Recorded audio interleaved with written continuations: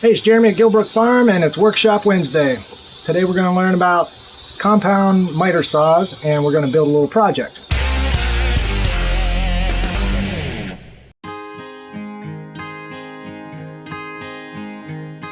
So a lot of you have been asking if I would go through some power tools and like the basics of some power tools, and so today we're going to do that with a saw, and I'm going to show Jamie how to use it. You've never used a compound miter saw, have you? All right, so here's the story. So my dad was a contractor. He built camps, redid houses, remodeling, had like all kinds of power tools and hand tools, and I never got to use any of them. Honestly, I've always been freaked out about them because a friend of his that basically apprenticed him into the work that he got into only had like 2 fingers on both hands, and they were from like getting cut off from saws. And so since a little kid, I had this paranoia of all these saws, and my dad would, have his big table saw, and he'd take his hand or sticks and like push them through, and he'd get really close to that saw. And I always had this vision of like his fingers getting chopped off like this friend of his. And I don't know, I've just kind of been freaked out about any kind of power tool since then, never used them. I really do wish I would have taken a shop class, but I never did. So I guess. So today we're going to learn about compound miter saws, how to use them safely and correctly, and Jamie is going to build a BLUEBIRD box, which is a pretty simple project for people who are starting out. And so that's what we're going to do now. And we have a lot of bluebirds around here, so it'll be nice. Yeah, bluebirds are kind of rare in most places, but we're pretty lucky that we have a lot of eastern bluebirds around here. And I thought we could build a little bluebird box and give them a home. Give them a place to live. Okay, this is a basic compound miter saw. It's a 10-inch compound miter saw, meaning the blade is 10-inch. It's good for cutting 2x4s and other dimensional lumber. It's got a locking pin right here, so when you're transporting it, you can lock the blade down, pull this out, and now you have the full travel of the blade. It also has a brake on it, so when you let go of the trigger, the blade stops and it doesn't just free spin until it stops. Now usually a compound miter saw is basically a circular saw that is attached to a fixed base and allows you to cut accurate square or mitered angled cuts on dimensional lumber. So it's real good for if you're building structures and you need to make a lot of the same kind of cut rather than trying to finagle with a circular saw. And so you can set up your saw station and just cut all your parts pretty quickly. Usually they have this fence that you push your board up against, and then they have this outfeed table that can extend if you're trying to cut a real long piece of wood. And then they'll pivot. This particular one is broken, so I only use this to make square cuts. But usually you can pivot it to make mitered cuts if you're doing a picture frame or crown molding or anything like that. This one I only use to cut basically 2x4s square. And it's a good all-around chop saw. This is the bigger saw that I have. This is kind of the Mac Daddy. This is a 12-inch sliding compound miter saw, which allows me to cut things like 8x8 pressure-treated posts and 2x12 boards if you're building a deck and you have to put a big ledger board on. This thing will cut through just about any kind of dimensional lumber you need to deal with. I don't normally dig this one out because it's real heavy unless I'm working on a big project. And this one has all of the same features as a regular compound miter saw, but with some additional features. So here is the pin that locks the blade down, and this screw allows you to set a saw stop. So if you don't want to cut the entire way through, you can set this to stop the cut at a specific spot and repeat that cut. See, the blade doesn't go the whole way down. So now I want to be cutting through a board the entire way, so I'll back that the whole way off. And now you can see that it goes down below the deck there. This also is a sliding compound miter saw, which allows you to cut really big pieces. So you unlock the slide part here, and now you've got this entire range of travel for making pretty big cuts. Now you don't need to use the slide if you're just cutting little pieces. You can lock it down and just cut like 2x4s or whatever. Now on a lot of these saws, well, all of these saws have a deck like this and a collapsible outfeed table. So these tables extend and then they lock on each side, so you can lay a long board on them. And they have built-in saw stops on the end, or these little stops on the end, so you can butt something up against it. In reality, I don't find these to be very practical, but they also include this clamp to hold your workpiece down.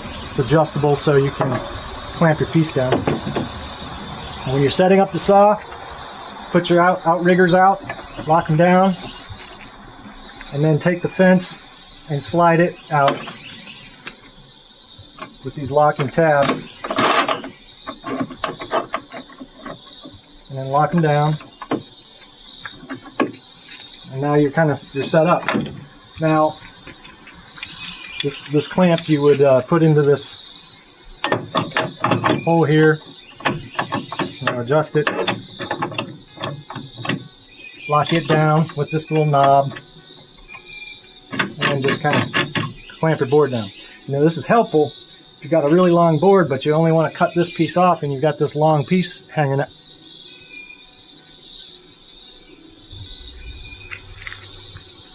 What are you doing? What is going on? Yeah. Stand by. You escaped. Oh my God. You naughty chickens. Come on, kids. All of them are here. Come on. Come on, chicken. Come on.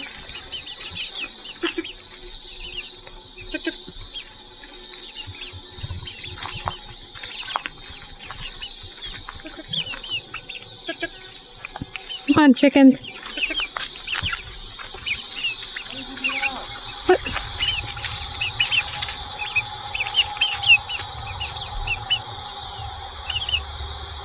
Come on.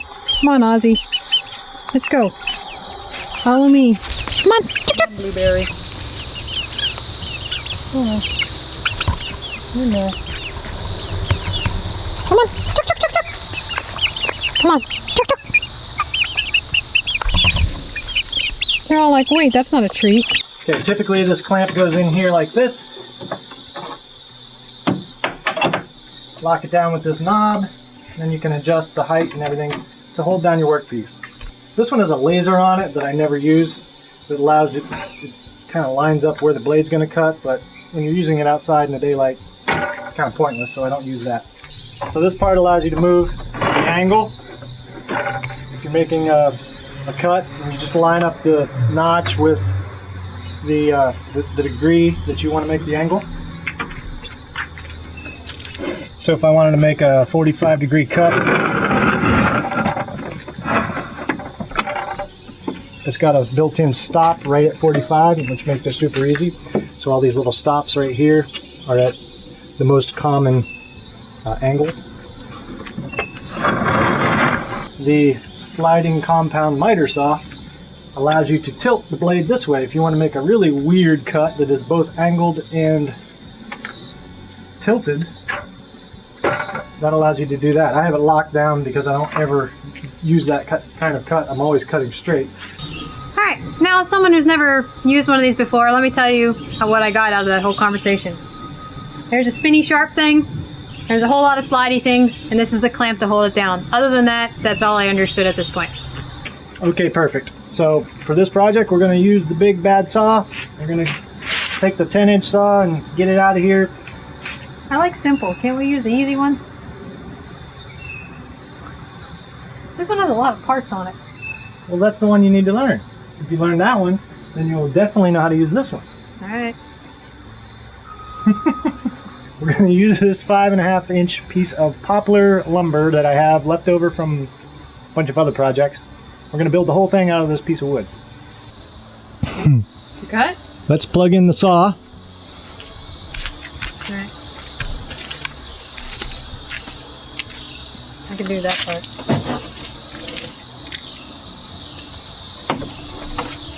Is there a recipe for this? Nope. Okay, do you want to try and run the saw, obviously without wood on it, to get used to how it feels? You said that and my heart just fluttered. Like, I seriously have like anxiety over spinny sharp things because I am not detail oriented. My mind goes off in different directions. Okay, well it can't.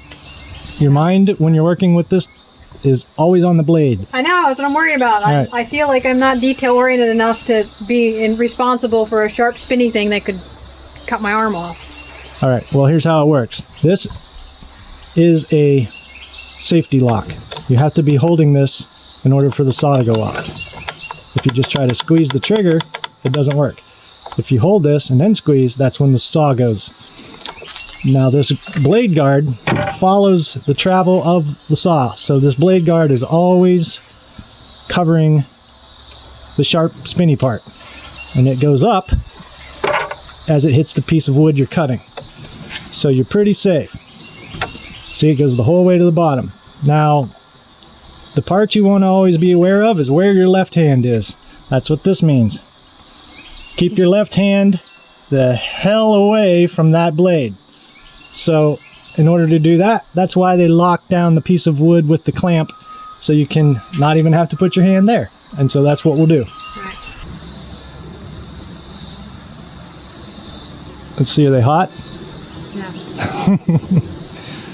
All right, so just run the saw, let it travel, push it down like you're gonna make a cut, and then let go of the trigger and let it go back up. Just get used to how it works. Put your left hand in your pocket. I'll just put it behind my back.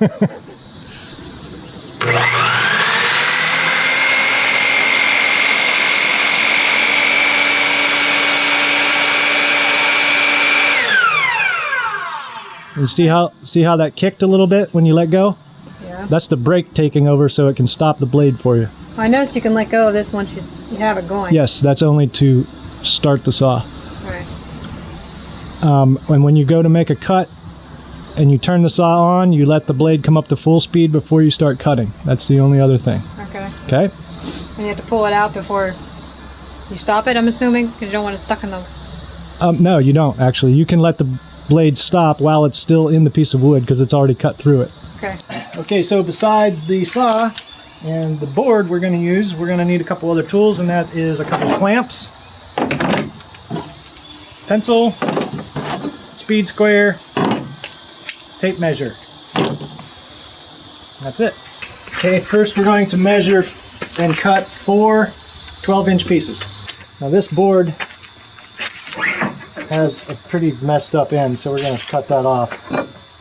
So you just slice this off. Okay, now you should be able to let go, and it stays. So this is the best scenario especially if you're starting out, because you don't have to hold anything. You use your clamp for that, and then you make your cut.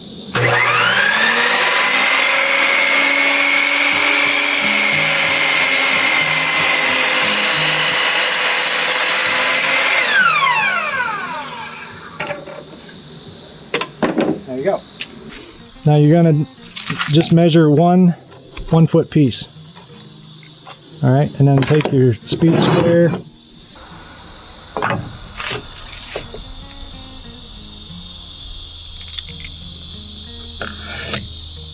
right, so you got your 12 inches marked. More or less. All right, well, we're gonna end up making 4 of those exact size, so the first one has to be right. That looks pretty right. All right. If any of you guys have ever watched any of my scratch cooking videos, then you know that I don't measure anything. Just kind of like an extra step. I guess it's kind of important here, though. Yeah. All right, so you're lining up the blade on the opposite side of your pencil mark to account for the width of the saw blade, right? Yeah, let it rip.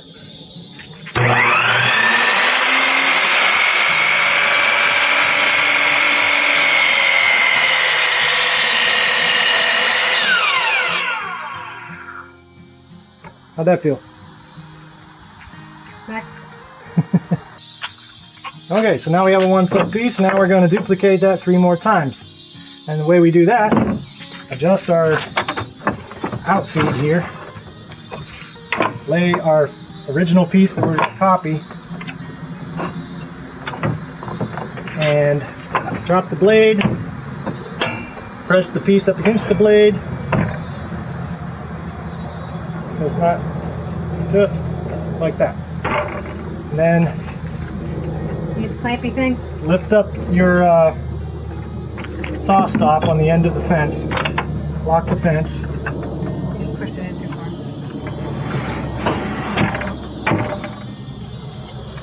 the wing lock, locked.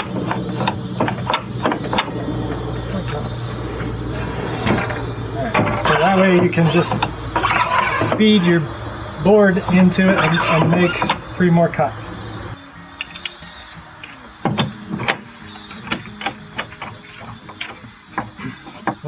Clamp the back first. Tighten this part. And then, yeah. It doesn't have to be super tight, it just has to keep it from moving. Go. Yep.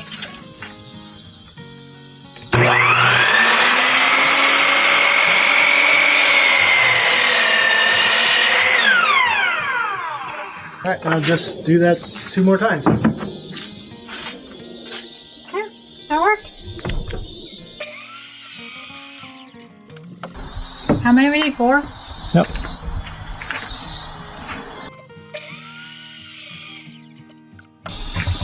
Four pieces. Now what? That wasn't too bad.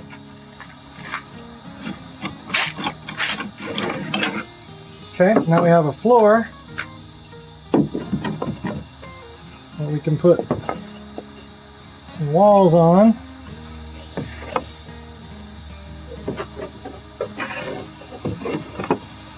And then we'll have a box. So now, A little off. oh, it's fine. Wait, no, it's not. Just need it pushed in. All right, so now we want to fasten all this together. And to do that, We need a hammer and nails. let me see here, let me think. You're moving it around while I'm trying to... I'm color coordinating the sides. So, Yes. See? Dark blue on the outside, light blue on the other side. what? Why? Because Why?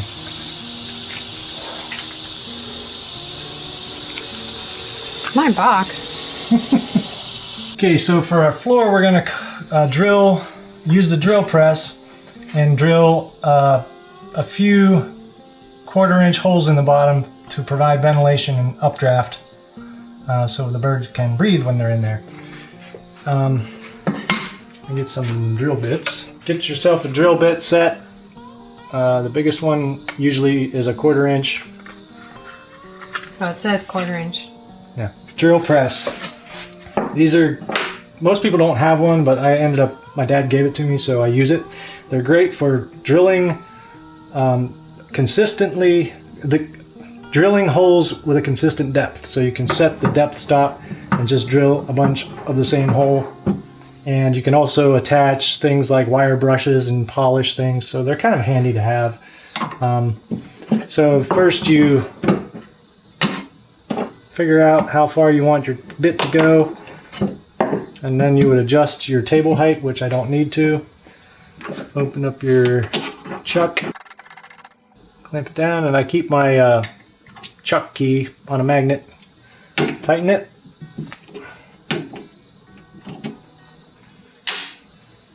Make sure that your drill bit is not going to go through your deck. So line up the hole so that it goes through there. All right, now I would say we want to make 1, 2, 3, 4, 5, 6, 7, 8, 9-ish holes. They don't have to be 100%, but you know, corners, and then 3 there. 3, How do you 6, turn 9. this? Oh. So here's the on, and then you lower this down slowly. Stop. What? Stop.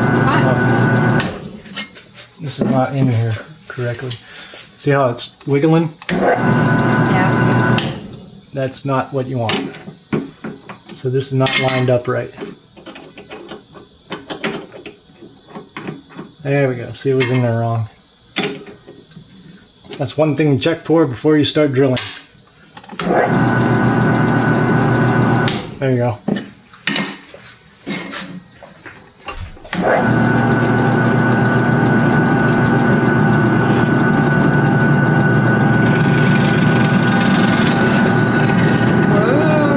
Turn it off. What happened? You didn't hold down the piece. Just hold the piece down. Should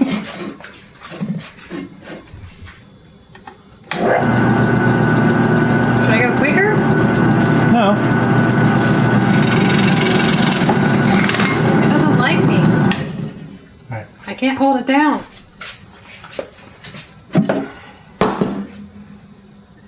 These are legit problems that people like me would have. Well, it's clearly legit problems that you are having. Now, one thing you can do is instead of jamming it through, just take smaller bites like this. So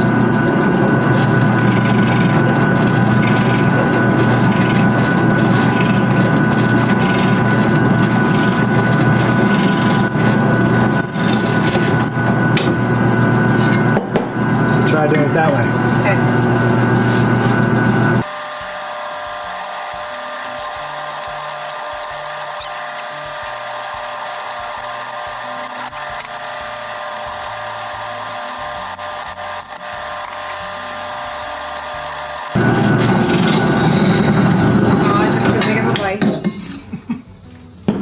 I got greedy.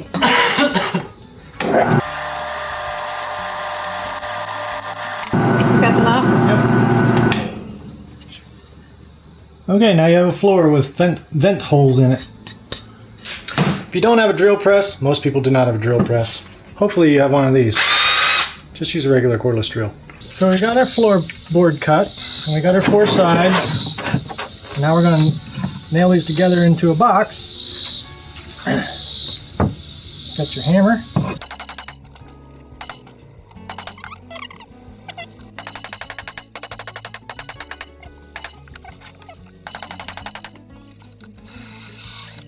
Okay, so we have our box nailed together with our bottom. And now we want to cut an angle so that our roof can sit on top. Okay, so this is going to be our top. And we're going to cut an angle for the roof. So I'm going to go from this corner down like 2.5 inch here. And we'll just cut a line. This doesn't have to be perfect. All you want is some sort of a slope to let water run off. So we're going to line this up, adjust our angle here.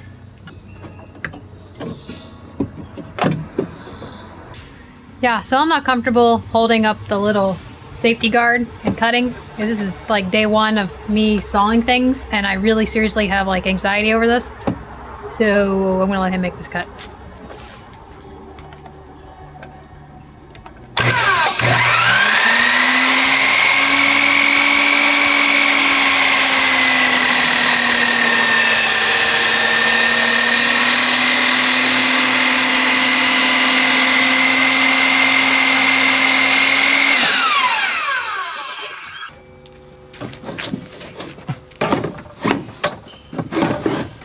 Well, it kind of worked.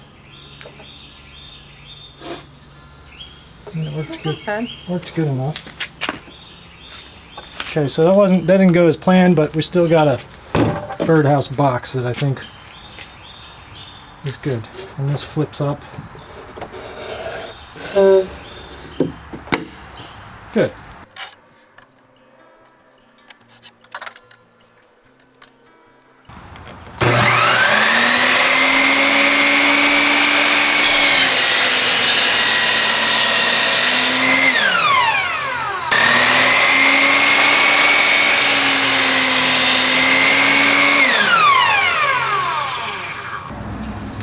Well, that's kind of cool.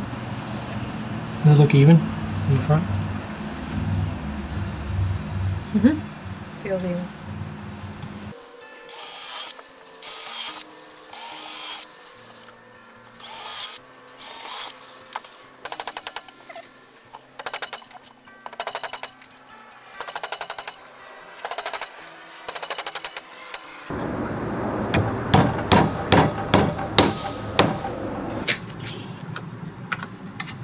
So measure up 6 inches from the bottom.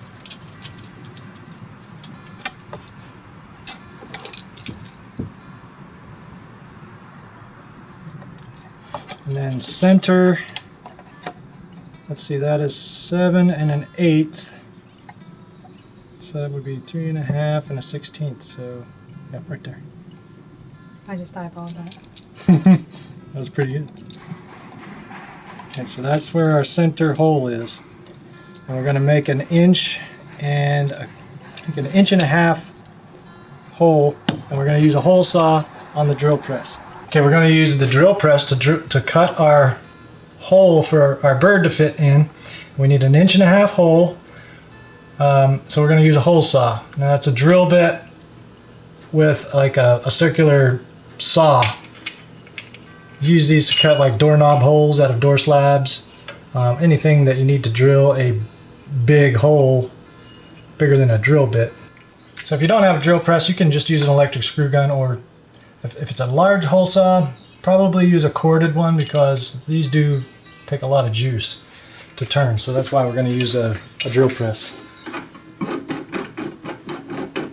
And we're just going to take small bites out of it just like we would anything else.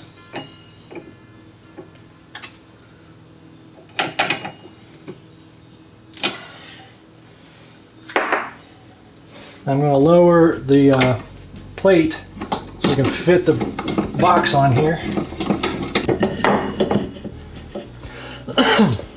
Okay.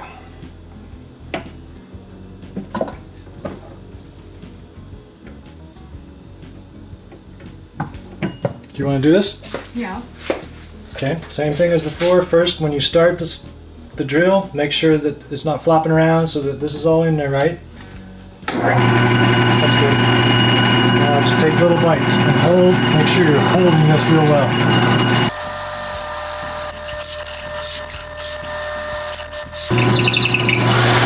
There we go. There you go. Okay, so we built a Bluebird box. And Jamie learned how to use a compound miter saw for the first time. How was it? It was scary. I gotta be perfectly honest. I'm still scared to death of any kind of electric saws like that. Drill press, no problem. Hand drills, no problem. But big saws like this, they scare me to death. But I think, you know, this was a good intro to it, and having him watch over me while doing it was really helpful. So. I think you did a very, very good job for somebody. And that's a big saw, and it's got a lot of parts. And you made a Bluebird box. Yeah, it's kind of cool. Yeah. My first project other than my awesome garden shrine that I made last year. It's got little pins that come out so you can tilt it and clean it out.